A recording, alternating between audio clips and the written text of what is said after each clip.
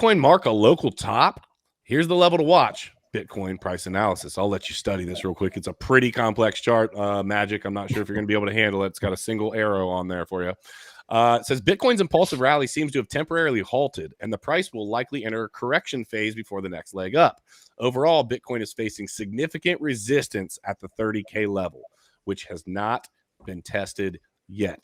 So, very simply, is this true? Do you see that 30K being a problem area if it is, if you wanted to see it push through 30?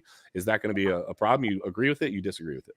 I'm actually more in line with what Lifer was just saying, but I do want to see 30K tested. There's just some NPOCs up there. I'll show you like what it looks like on a range basis. Okay. So again, box to box, right? Very similar to what Lifer has there for the, I believe it was a 200 SMA for the 3-day there. 32,392 to 32,903 is the next level I'm looking for. Obviously going to trade this region of the chart because I think it's going to offer up a really nice reaction.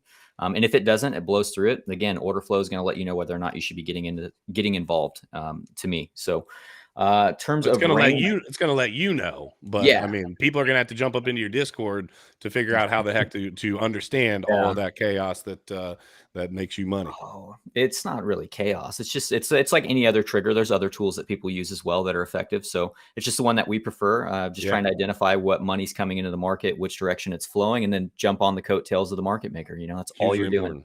Yeah, it's that simple. Let's see, where is it at? I think it's right here. Nope, that is not it. There we go. So this is your old market structure range when we dumped out of our larger range into this like 25K to 32K zone.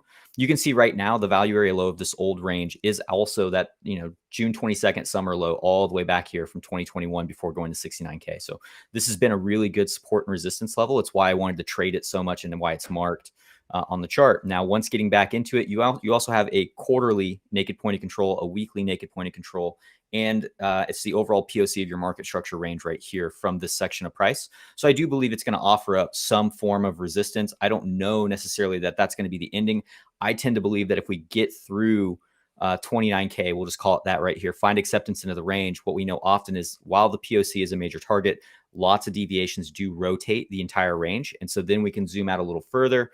And what you'll notice is this box is really just formed off of the low right here coming in from the Q1 of 2022 and this local high right here put in. That's where this little box comes in. And if you just look left, that's been a highly important area on the chart, namely because going back to June as well, you'll find that this is also your point of control from your consolidation over here, putting a lot of emphasis on $32,000, both from a local volume standpoint and just a market structure standpoint as well. So I do think that if we get through the June 22nd low, I do want to read the reaction out of this. I think it's going to offer up a nice trade. However, I start kind of like my eyes start getting a little bit bigger and saying, maybe we can go to 32K and get people extra bullish and run them out of the market, take this high even.